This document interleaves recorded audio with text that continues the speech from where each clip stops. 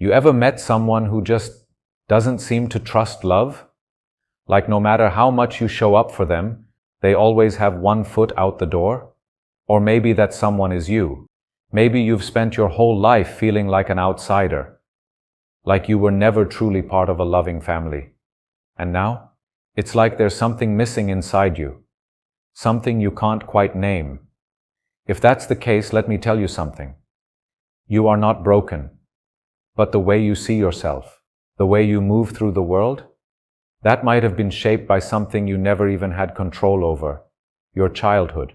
See, when we grow up without feeling like an important part of a loving family, it doesn't just disappear when we become adults.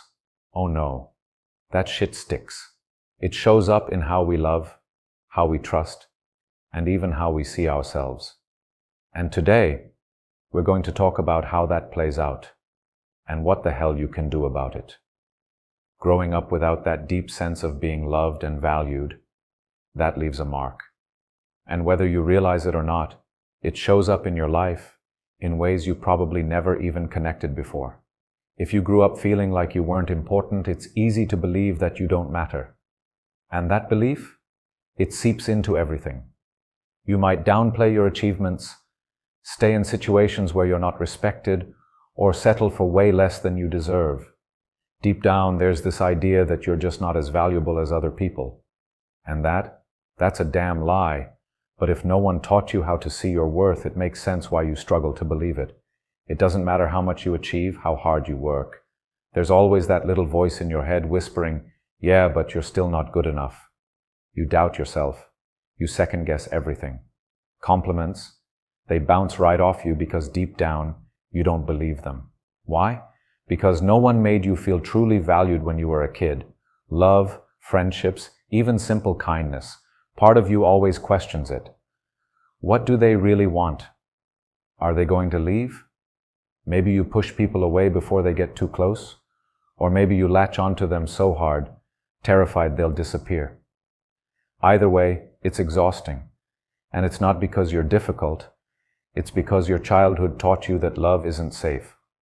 Growing up in a loving family, that's where people learn how to deal with feelings. But if you didn't have that, then emotions either feel completely overwhelming or completely numbed out. Maybe you shut down when things get too intense. Or maybe you explode, not knowing why you're so damn angry. Some people who grew up without love become people pleasers. They bend over backward to make others happy, because deep down, they're still chasing that feeling of being wanted. Others, they go the opposite way. Walls up, no one in. Because if you don't let anyone close, they can't hurt you. It's not that you don't want connection. Oh, you do. You crave it. But intimacy, vulnerability, that shit is scary.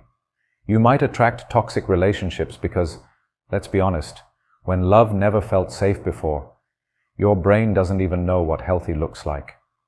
Sometimes it just feels like life is heavy, like you're always carrying this weight that you can't put down. Maybe you don't even know why you feel this way. But deep down, that's the wound talking. That's the part of you that never felt truly seen, never felt truly held. So, what the hell do you do about it? Here's the good news. You don't have to stay stuck in this cycle.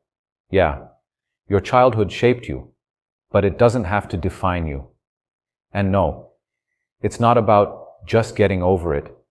It's about rewiring the way you see yourself and love itself. Step 1. Recognize the patterns. If any of this hit home for you, that's a sign. Awareness is the first step. When you catch yourself doubting your worth, pushing people away, or chasing validation, pause. Ask yourself, where is this coming from? Step 2. Learn to trust. Slowly. I'm not saying throw yourself into blind trust, but start small. Let someone show up for you just a little. Let yourself believe, even if just for a moment, that maybe, just maybe, some people truly care. Step 3. Work on self-compassion. Look, I know it's easy to beat yourself up, to think, why am I like this? But the truth, you didn't choose this, and you damn sure don't deserve to suffer because of it. Start talking to yourself like you would a friend. Be kinder. Step 4. Therapy. Listen, you don't have to do this alone. A good therapist can help you break these patterns, rewire your beliefs, and finally start to heal. And if therapy isn't an option, books, podcasts, support groups, there are resources out there. Step 5. Give yourself the love you never got. At the end of the day, the person who can change this the most is you. You have to learn to give yourself the validation, the kindness, the care that maybe no one gave you growing up. Listen, I don't care what your past looked like. I don't care who made you feel like you weren't enough. That doesn't define you. You define you. And every damn day, you get the chance to rewrite your story. So, if you've spent your life feeling like you were never an important part of a loving family, guess what? You can build that love for yourself now. You deserve it.